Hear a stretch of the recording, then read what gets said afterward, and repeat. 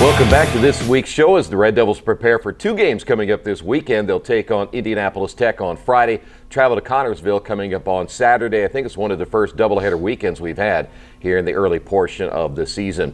This is Inside Richmond Red Devils basketball. The head coach Rick Wedlow. The Red Devils coming off a tough loss against the MARION Giants this past weekend. We're going to talk about that game and, as always, preview the upcoming games this week. Coach, we were talking a little bit before we got started.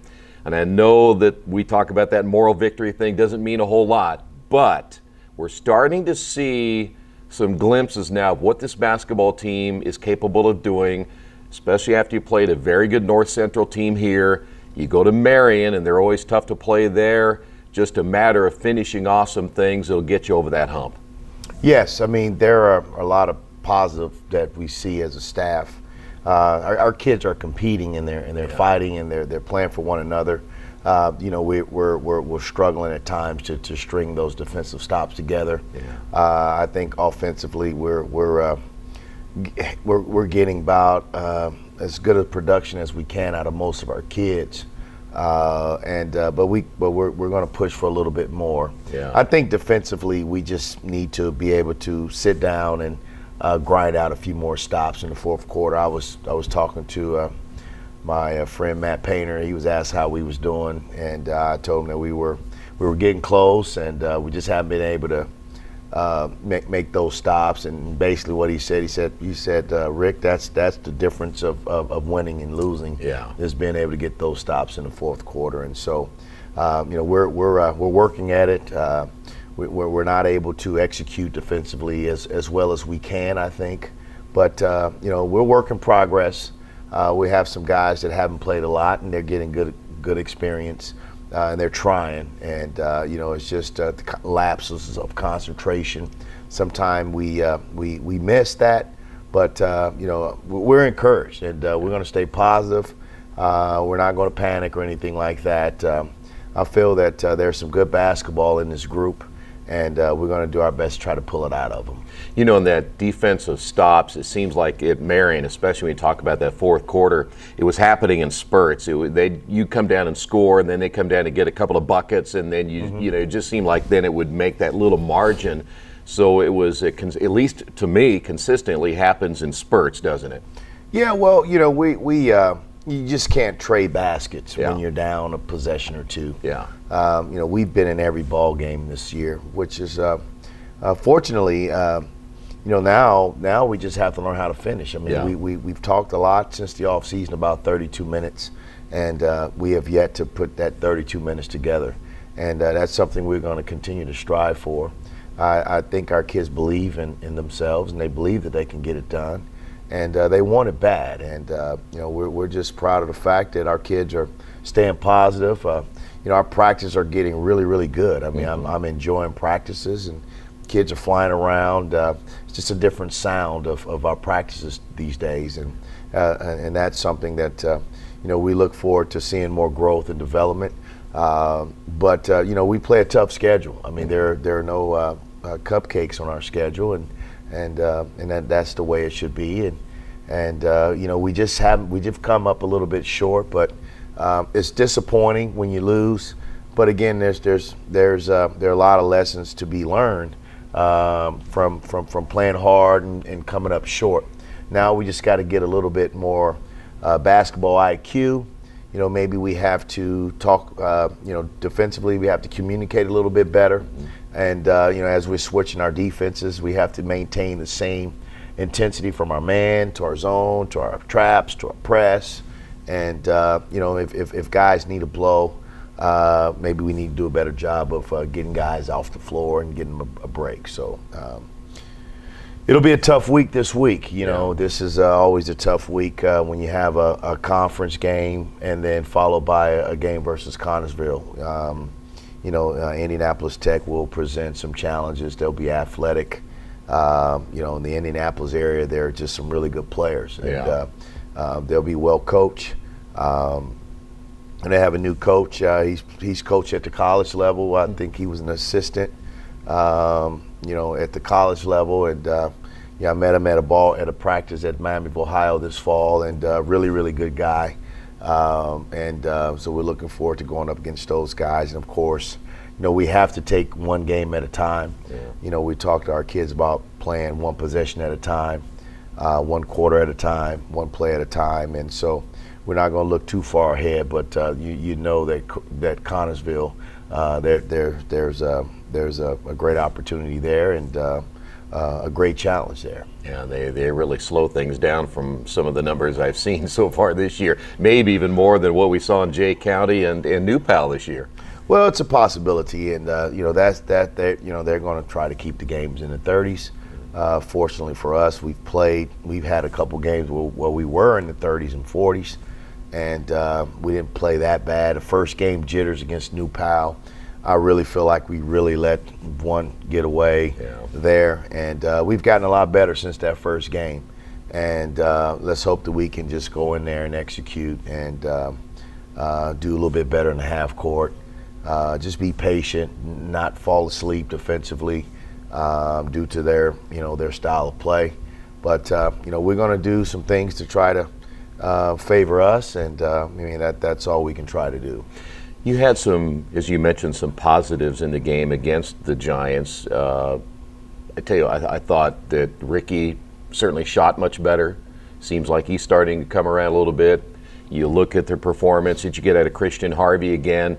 I'm still very, very impressed by your 3-guard, 4-guard rotation that you've been using, because I think that really sparks you guys on offense. So there were a ton of things you could really build off of. Well, yeah, I think offensively we're getting what we want most of the time, and we are still rushed at times. I'd like to try to get the ball inside a little bit better. We have to give those guys a chance to get involved in the game. Out of our bigs, we got 6 points and 6 rebounds, and some of that is. Maybe we need to look for them a little bit more early to kind of get them going, keep them involved. But there's also other opportunities available for our bigs in terms of offensive rebounding. When they are getting the ball, to do something with it quickly and not be unsure of themselves. But, we've been really, really pleased with Keyshawn Clemens' effort. He's playing really, really hard, and he's trying, and he's providing great senior leadership. We've been pleased with Jacob Jones. I think Jacob Jones has given us some quality minutes. I mean, he's playing hard, and he can play. Jacob can play the game, and we just like to see him continue to grow. Jordan is trying. He's fighting in there, and we're just going to have to keep him encouraged. Help him. Keep his confidence at a good level, and then also you have Colt Davis that can come in there and give us a body as well. And so, we have a guard rotation. Now we have to establish a little bit better inside rotation. But at the end of the day, guys have to, you just have to have production in terms of rebounding. We have to give a better effort defensively, keeping the ball in front of us. I thought, dribble penetration caused us some problems. J.K. Thomas is just a quick kid. He's just a tough matchup. But we allowed him to get to his strong hand too much, and that comes with basketball IQ. After when you play against good players that are kind of regimented on what they do, you have to figure it out quickly and try to take their strengths away from them. We didn't do a good job. I thought we made Jalen Blackman work for everything he scored. I mean, he's a talented freshman. He's going to be, but I thought Kareem Jett really battled and made him fight and earn everything he got. Again, it was good to see Ricky put together another game. And he's just trying to find himself, and we're encouraged about what we're getting out of him. I think Ricky is just there's a lot of offense there that we haven't seen. But we're starting to see it consistently in practice, and let's hope that we'll start seeing that in the game. Christian Harvey is just a very talented offensive player, and I thought he did a really good job of getting to the basket and getting us going early. I think there was a time in the game where maybe we probably needed a little bit more of him, but he does so much for us. He rebounds. He's one of the league leaders in assists. He's getting steals. And so, I think, we're asking a lot out of Christian, but we wouldn't ask it out of him if he couldn't do it. And he's just a special player. And, we're going to encourage him we're going to ask him to, just be able to sit down and keep the ball in front of him a little bit better. The golden rule is you rest on defense. You rest on offense, not on defense. That's right. So we ask a lot out of Christian, and so we're going to have to do a better job of watching his minutes so that he can finish a lot stronger in the fourth quarter. Hard to take him off the floor, though, isn't it? Yeah, it is. But we're seeing some growth out of Kareem. And I think Ricky can play the point a little bit more, but when Christian's off, we need Ricky's scoring ability. But I was also encouraged that the minutes that Brandon Irvin gave us. He came in and gave us some quality minutes and was flying around. There was one play where he got on the floor, got the loose ball. They tied him. He called the timeout before the tie-up, and it was a great play, but we lost a timeout. And so in the fourth quarter, we were trying to get through with one timeout. And so that kind of affected a little bit of strategy, a little bit of adjustment there. But it's part of the game. And, things happen within the game. I think our flow is when we get going up and down, I really enjoy the way our kids are playing. It's just defensively. We have to really work on our approach and our mentality of being a team defensive unit and not asking one individual to stop good players. There's some good players. We play quality teams, and there's a team effort behind slowing down a good player, and we're going to work better at that, and we're going to try to do some different things with our scheme. And I think we're mixing it up some, but sometimes when we mix it up, we lose our intensity, but we're doing some really good stuff. We're coming up short, and we're not pleased with not getting the wins, but we're encouraged about the direction we're going, and I see a lot of improvement ahead of us.